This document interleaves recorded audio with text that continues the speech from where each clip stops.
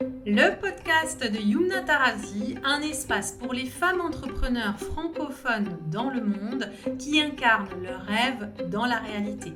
Ici, on parle de leadership incarné, des erreurs qui freinent la croissance et de comment les dépasser, des clés concrètes pour bâtir un business prospère sans te trahir, sans t'épuiser et au service de ton accomplissement et de ta réalité de femme. Ici, on ne copie pas des modèles, on crée les siens, parce que le monde de demain sera féminin. Comment savoir si un coach est vraiment le bon pour nous ? En tant qu'entrepreneur, et encore plus quand on est une femme, moi c'est une question personnellement que je me suis posée, que je me pose encore depuis que je suis entrepreneur à mon compte, c'est comment savoir quel est le ou la bonne coach pour moi aujourd'hui, là où je me situe. Et j'avais envie de vous faire part de mon expérience et de mes réflexions, de celles partagées aussi avec des collègues femmes aussi, parce qu'on va voir que travailler avec un coach homme, c'est pas pareil que de travailler avec une coach femme, surtout quand on est une femme. Et je vais vous parler des différents critères que moi je prends en compte quand je veux choisir un coaching et quelles sont mes différentes expériences de coaching, comment est-ce qu'elles m'ont servi ou pas servi. Et même des personnes qui sont pas encore entrepreneurs, mais qui veulent le devenir, se posent la question de par qui se faire accompagner, quelle est la bonne personne pour moi pour démarrer une activité en tant qu'entrepreneur. Et la question c'est vraiment comment savoir que ce coach va être bon pour moi et va me permettre d'atteindre mes résultats. Parce qu'aujourd'hui, on va pas se mentir, il y a pléthore de coachs, ça pullule sur les réseaux sociaux, dans tous les domaines. Des coachs business, des coachs mindset, des coachs spiritualité, des coachs marketing, des coachs réseaux sociaux, des coachs sur l'argent. Et parfois, on peut se sentir perdu face à tout ça. Vous découvrez quelqu'un, un coach sur les réseaux sociaux, vous allez écouter son podcast ou vous allez lire un post qui vous parle beaucoup. Et puis vous commencez à vous dire, mais peut-être que cette personne pourrait vraiment m'aider dans mes accompagnements. Est-ce que c'est la bonne personne pour moi à ce moment-là de ma vie ou à ce moment-là de mon entreprise? Et donc, si j'ai envie de vous parler de ça aujourd'hui, c'est parce que j'ai travaillé avec plein de coachs au fil des années. Des coachs qui m'ont énormément apporté et d'autres avec qui l'expérience a été plus nuancée, mais je me rends compte que même les coachs qui n'ont pas été un match parfait pour moi m'ont fait grandir, m'ont fait avancer et pour rien au monde, j'aurais renoncé à ce qu'ils m'auraient apporté. Et c'est quelque chose qu'on ne dit pas assez souvent, c'est que on se trompe rarement de coach et on va voir pourquoi. Alors, c'est sûr que c'est mieux de prendre un coach avec qui c'est une évidence. Déjà, laissez-moi vous parler de la différence entre les coachs hommes et les coachs femmes. J'ai travaillé avec les deux. Ce qui s'est passé, c'est que avec les coachs femmes, c'est avec elles que j'ai toujours fait des sauts quantiques. Ce sont les personnes avec qui j'ai toujours eu une connexion fulgurante, évidente. Parmi elles, il y a aussi eu des coachs qui ont été des exceptions, mais celles qui m'ont fait avancer, on va dire, beaucoup plus que certains coachs hommes que j'ai eu. Alors, j'ai avancé avec les coachs hommes, mais il y avait toujours un endroit, peut-être qui concerne la performance, peut-être qui concerne quelque chose de beaucoup trop ingénieur. J'ai toujours eu un sentiment de pas être comprise entièrement. C'est-à-dire, je me sens comprise. Ces coachs-là m'ont vraiment fait avancer. Mais il y avait toujours un endroit où je me sentais pas entièrement comprise Et j'ai compris avec le recul, avec la maturité, que c'était aussi une autre manière de travailler. Les hommes et les femmes ne travaillent pas de la même manière. Un homme et une femme ne comprennent pas une femme entrepreneur de la même manière. Je ne parle pas uniquement de l'aspect maternité. C'est pas parce que certaines coachs avec qui j'ai travaillé qui étaient mamans qu'elles pouvaient me comprendre en tant que maman. C'est pas ça qui m'a aidée. Je pense que c'est le fait, fondamentalement et viscéralement, que juste le fait d'être une femme, il y a quelque chose qui se passe comme s'il y avait moins de barrages, comme s'il y avait plus d'effets miroirs. En tout cas, moi, en ce qui me concerne, j'ai constaté que travailler avec une femme, et aujourd'hui que je suis maman encore plus que jamais, aujourd'hui, la coach que j'ai choisie, je l'ai choisie pas seulement parce qu'elle tient les 7 chiffres depuis 2 décennies environ, mais aussi parce qu'elle est maman et qu'elle a fait tout ça en étant maman. Donc, aujourd'hui, j'ai beaucoup plus de conscience dans le choix. Et je sais que quand je choisirai un coach qui est homme, je le choisirai en connaissance de cause parce que je sais qu'il pourra aussi m'apporter quelque chose qu'une femme ne pourra pas m'apporter. Mais j'irai en connaissance de cause et je comprendrai ce qui se joue là-dedans. Donc pour moi, comme je vous disais, il y a des coachs avec qui ça a été une évidence absolue. Et vous savez, c'est ce moment où vous découvrez quelqu'un et vous vous dites spontanément, c'est avec elle.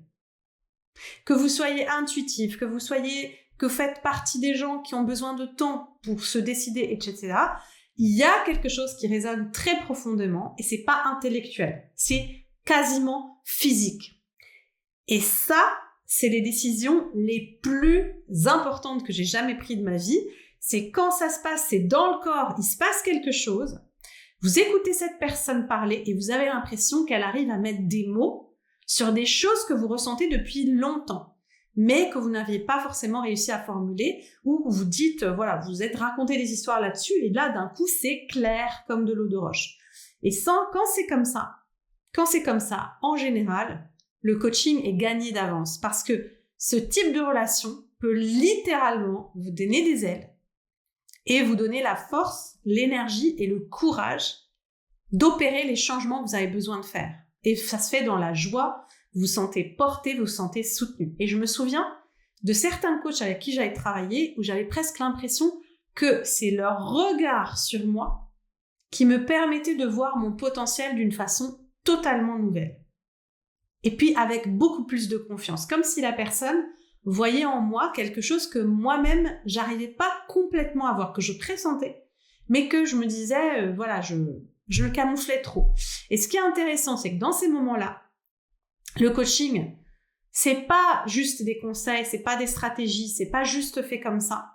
C'est une expansion intérieure, on se sent plus grande. C'est pour ça, moi, j'aime bien faire mes entretiens préalables aux inscriptions de mes coachings, j'aime bien les faire moi-même.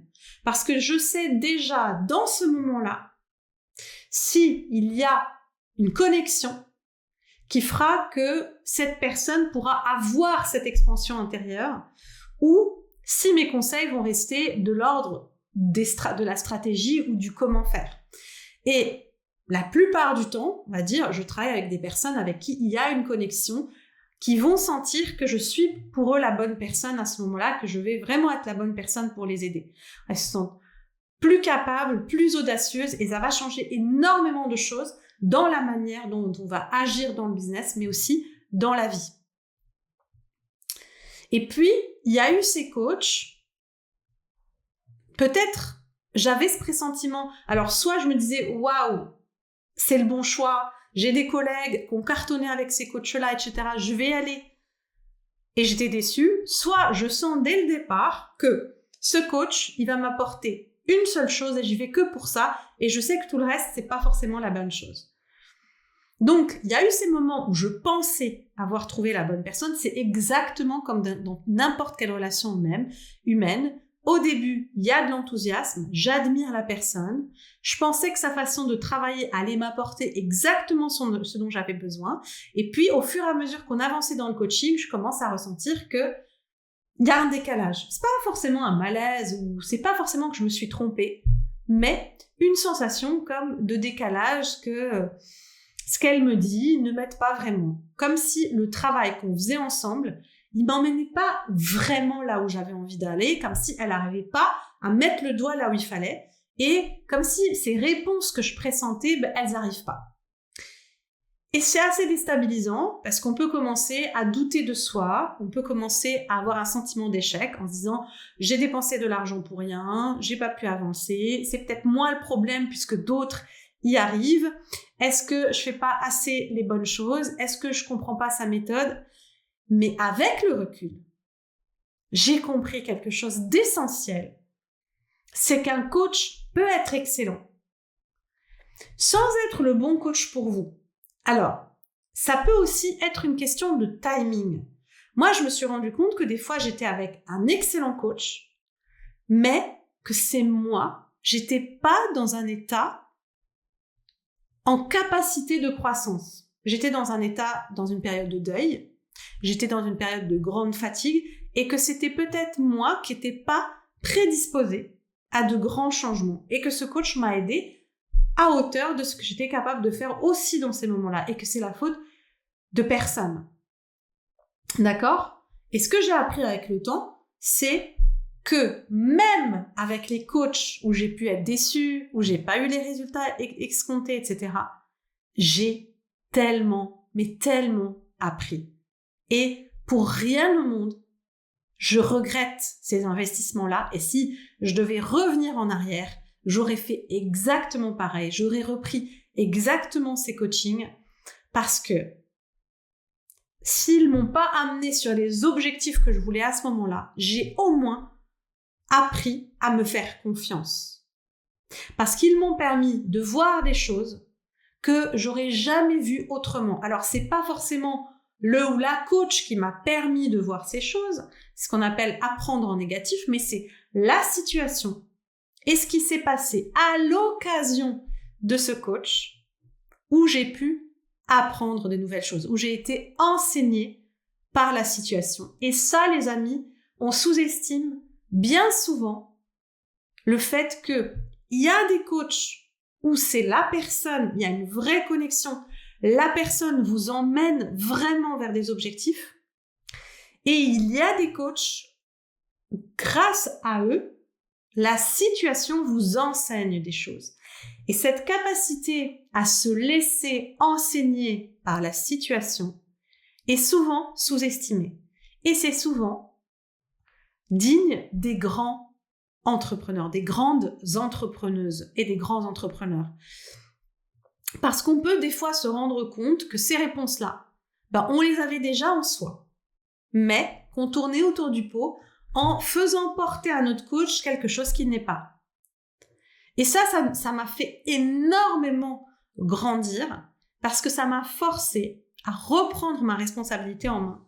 Ça m'a forcé à me faire confiance, à faire confiance à mon intuition et à ma manière de voir les choses. Et ça renforce aussi la confiance en soi parce qu'on se rend compte qu'on est déjà un maître et que parfois, on peut aussi embaucher des coachs pour nous autoriser à faire des choses. Et si le coach fait correctement son travail, il ne va pas se situer à cet endroit-là.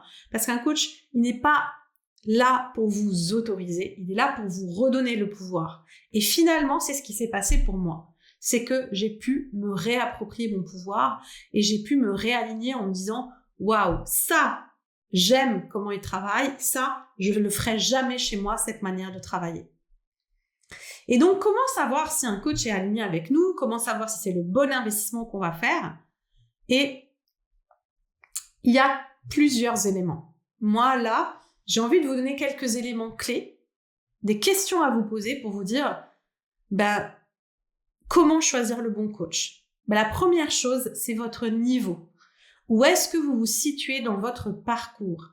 Est-ce que vous êtes en train de vous lancer, de démarrer une activité entrepreneuriale? Ou est-ce que vous êtes lancé, mais il y a déjà du résultat, vous voulez faire croître votre chiffre d'affaires, et est-ce que vous êtes plutôt dans une phase d'expansion où vous dites, OK, là, ça marche, mais il y a un plafond de verre et j'ai vraiment envie d'avoir quelqu'un qui m'apporte une qualité d'écoute qui me permette de débloquer des choses. Et c'est pour ça que moi, en individuel, je ne prends que des personnes avancées pour qu'elles puissent vraiment rentabiliser leur investissement, parce que arriver à un certain niveau, les entrepreneurs, et je fais partie de ces entrepreneurs-là, on ne veut plus des heures de formation enregistrées en ligne. On ne veut plus juste aller chercher l'information derrière notre écran.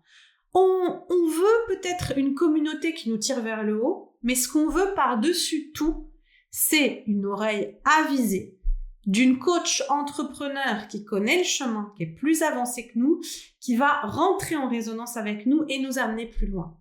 Alors que quand on est plutôt débutant, évidemment que l'empathie, l'écoute, tout ça va nous aider, mais ça va nous réconforter plus que nous aider. Ce qui va vraiment nous aider quand on démarre, c'est plutôt d'être porté par une synergie de groupe et surtout d'avoir les bons outils, les bonnes méthodes, comprendre, découvrir c'est quoi l'entrepreneuriat. Donc on n'a pas toujours les mêmes besoins et ce qui va être important, c'est d'aller chercher vraiment la coach qui va vous aider dans le palier où vous vous situez là tout de suite. Moi, j'en parle souvent avec des collègues où je me dis, oui, mais moi, j'ai pas besoin d'un coach qui va me donner, tant d'heures de formation, tant de réunions de groupe, etc. Je veux avoir une écoute privilégiée parce que moi, en 30 minutes d'écoute et d'interaction avec quelqu'un de suffisamment avancé, là, ça ressemble beaucoup plus à du mentorat, eh bien, je peux amener une transformation. Je peux recevoir une transformation qui va complètement transformer mon business. Et donc, ce qui va être important, c'est au moins de vérifier que la coach que vous choisissez, qu'elle est plus avancée que vous. On dit toujours, on n'a pas besoin entrepreneurialement d'être avancé pour être un bon coach. Eh bien, ça dépend. Ça dépend pourquoi vous embauchez le coach. Si vous embauchez un coach pour construire votre activité et gagner de l'argent, c'est important que votre coach l'ait déjà fait. Si vous embauchez un coach pour des questions de supervision, pour des questions de blocage intérieur, pour des questions de peur, de résistance, pour des questions qui ne relèvent pas directement du résultat financier, là, oui, vous pouvez prendre un coach qui n'a pas forcément les résultats que vous recherchez, mais qui va être un excellent coach qui sait poser les bonnes questions. Mais quelqu'un qui n'incarne pas la prospérité financière ne pourra jamais vous permettre d'incarner la prospérité financière, puisque le coaching agit aussi par neurones miroirs sur les sujets qu'on travaille. Et il y a beaucoup d'inconscient qui est en jeu. Donc, si votre coach a lui-même des blocages financiers, il peut vous les transmettre d'inconscient à inconscient. Et à contrario, si votre coach a aussi débloqué des croyances limitantes sur l'argent, si votre coach fait déjà des revenus auxquels vous aspirez, ça va aussi agir en neurones miroirs, d'inconscient à inconscient, en plus du travail qui est fait dans le visible. Donc, deuxième point, c'est la résonance humaine. Est-ce que vous vous sentez vu et entendu par cette personne? Est-ce que vous vous sentez respecté?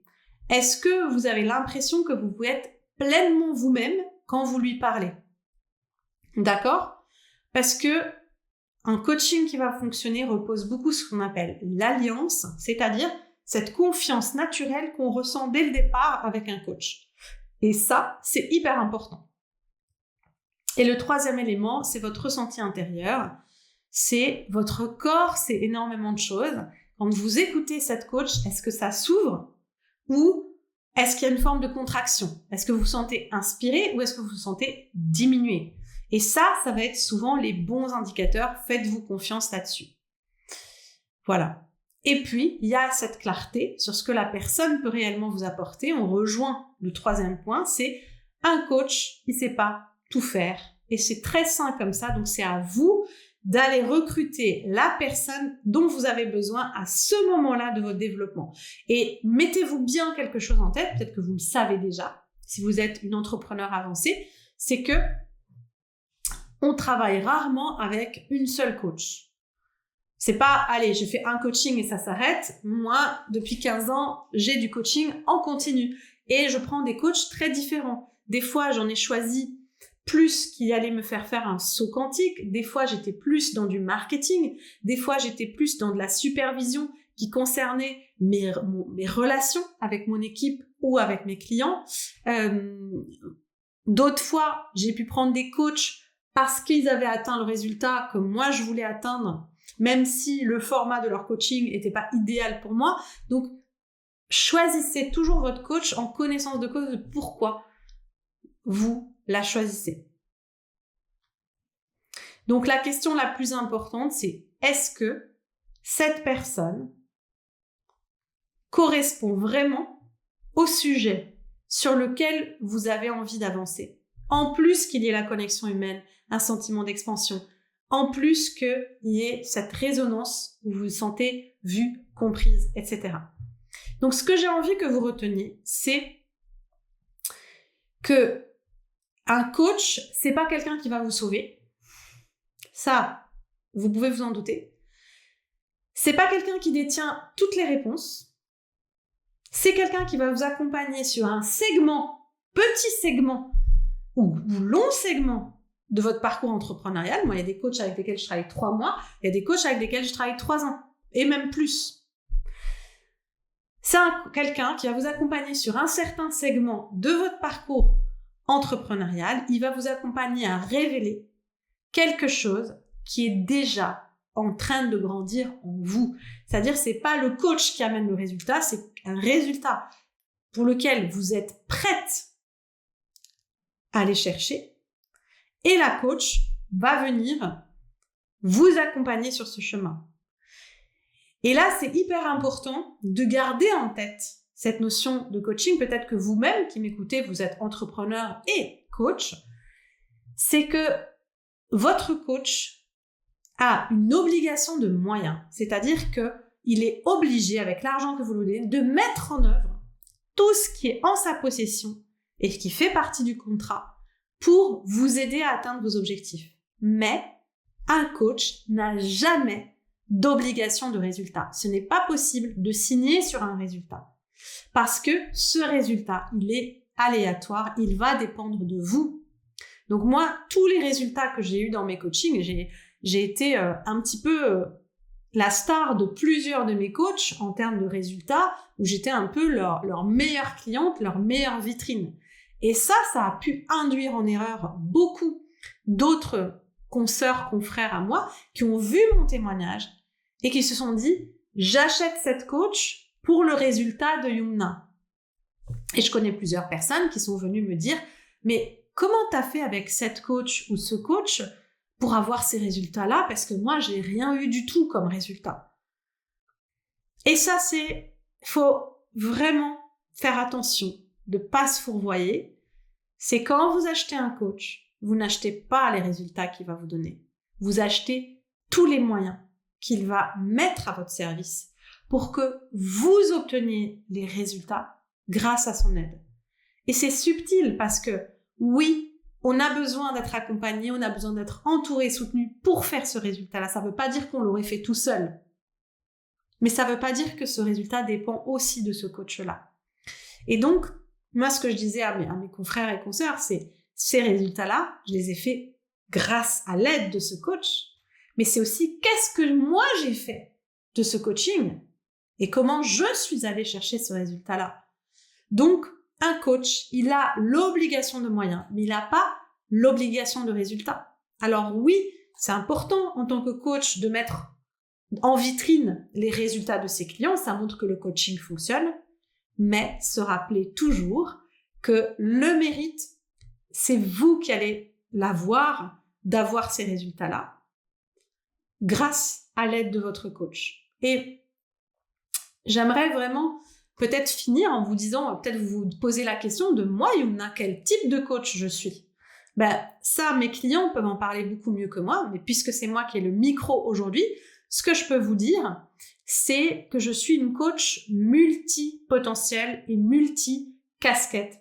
Et ça, c'est la raison pour laquelle je me consacre aujourd'hui au coaching et au mentorat des femmes entrepreneurs, c'est parce que mes 2 dernières décennies d'entrepreneuriat m'ont donné à la fois un goût pour le fait d'entreprendre et à la fois m'ont fait prendre conscience que nous sommes une minorité dans le monde qui vivons réellement de notre métier. Et je sais à quel point on peut se sentir seul, je sais à quel point on peut douter de soi. Et j'ai eu envie d'aller apporter mon expertise et mon soutien à ces femmes-là qui sont minoritaires dans le monde, qui sont des pionnières dans les modèles de réussite féminins qu'on peut avoir dans l'entrepreneuriat, parce que je sais que pour ces femmes entrepreneurs, il manque cruellement un accompagnement de qualité. Et souvent, on peut être déçu des accompagnements qu'on trouve. Et ma force à moi, c'est de pouvoir être sur du sur-mesure. Parce que je pense qu'un entrepreneur a besoin qu'on aille le rejoindre là où il est pour éclairer ses angles morts, pour lui apporter des nouvelles idées auxquelles il n'aurait pas pensé, lui apporter une expertise sur l'entrepreneuriat, c'est-à-dire tout ce qui concerne le fait de travailler sur son entreprise et pas seulement dans son entreprise, mais toute l'expertise qui permet de piloter une entreprise en respectant son identité, en respectant ses valeurs, en respectant son rythme, et donc pouvoir créer ses propres codes au lieu de suivre ceux des autres. J'ai à la fois une casquette de guérisseuse, j'ai à la fois casquette de créative, donc on peut créer ces solutions qui fonctionnent ensemble. J'ai à la fois cette casquette de chef d'entreprise qui sait piloter ses chiffres, qui sait manager une équipe, qui sait créer du marketing, qui s'y connaît en marketing, en vente, en image de marque, que ce soit de par S'habiller vrai ou mon passé de directrice artistique dans la com. Et donc, comment on va pouvoir aligner tous ces domaines pour atteindre une cohérence identitaire, pour atteindre un alignement dans l'entreprise qui va aller amener la personne dans ses objectifs, soit d'embauche, soit d'optimisation à tous les niveaux, soit d'augmentation du chiffre d'affaires, soit de changement de style de vie ou de soutenir le style de vie qu'on est. Et je sais que en étant accompagné, en étant soutenu, on peut faire des miracles en tant que femme entrepreneur. Et c'est ce que j'ai envie d'apporter. Et je me consacre à 2 types de femmes entrepreneurs puisque je vais ouvrir une nouvelle cohorte au mois de juin. Il y a 2 groupes qui vont commencer. Un groupe pour les entrepreneurs débutantes, soit qui démarrent leur activité, soit qui ont déjà démarré, qui font moins que 60 000 € de chiffre d'affaires. Et là, on va vraiment poser les fondations. Soit les femmes qui font plus de 60 000 €, voire qui font plusieurs centaines de milliers d'euros, qui sont bloqués dans un palier, qui ont envie d'ouverture, de fluidité, de sortir de l'isolement, de se sentir pousser des ailes, de se sentir soutenu, de sortir un peu du marasme ambiant pour reconnecter un peu à leur expansion. Et là, il y aura une 2e cohorte. Et ce qui est important pour moi dans le fait d'avoir 2 cohortes différentes, c'est de pouvoir vraiment être en lien avec des personnes qui sont au même niveau que nous pour nous tirer les unes les autres vers le haut et pouvoir vraiment avancer dans un rythme plus ou moins proche, même si chaque entrepreneur aura son propre rythme, eh bien, on va toutes avancer sur à peu près un rythme identique du fait d'être dans des niveaux similaires. Et vous verrez que voilà, j'ai les coachings et les temps de coaching, les rythmes de coaching vont être adaptés selon le groupe dans lequel vous vous situez. Et pour savoir si je suis la bonne personne pour vous, pour savoir si cet accompagnement peut vous aider à atteindre vos objectifs, je vous invite à prendre simplement rendez-vous avec moi. Le lien de mon calendrier est en description de ce podcast et on pourra avoir un entretien ensemble pour vérifier si c'est le bon moment pour vous. Il faut savoir que je ne fais qu'une seule cohorte par an et que chaque année, mon tarif augmente de 15 à 25%. Voilà, ça c'est quand même une info importante. C'est tout simplement un tarif qui est adapté à la réalité du marché, qui est adapté au coût de la vie. Et il n'y a qu'une seule cohorte par an. Évidemment, je fais de l'individuel aussi pour quelques entrepreneurs triés sur le volet et suite à l'entretien, on peut décider de ça ensemble. Le tarif de l'individuel est beaucoup plus élevé, mais il me permet d'avoir un accès beaucoup plus privilégié à ma personne de coach. Et ce qui va être important de savoir, c'est que les entrepreneurs que j'accompagne et qui ont des résultats sont des entrepreneurs qui ne psychotent pas, des entrepreneurs qui ne tergiversent pas.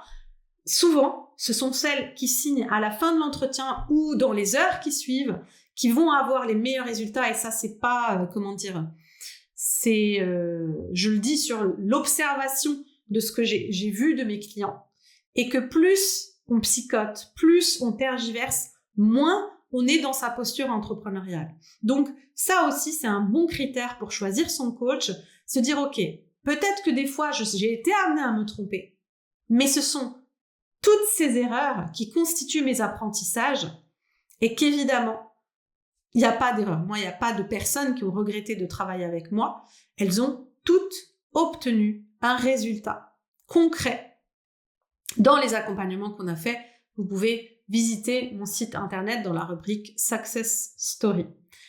Voilà, donc j'espère que cet épisode de podcast vous aura apporté un peu plus de clarté sur comment choisir votre coach. Si vous avez d'autres critères pour choisir votre coach, n'hésitez pas à me les mettre en commentaire des réseaux sociaux ou par mail. Je serais vraiment hyper curieuse de vous lire et de prendre en compte ces critères de sélection de votre coach. C'est un sujet qui me passionne. Comment être sûr qu'on choisit le bon coach pour soi? Si vous avez d'autres critères que ceux que j'ai partagés, s'il vous plaît, partagez-les-moi.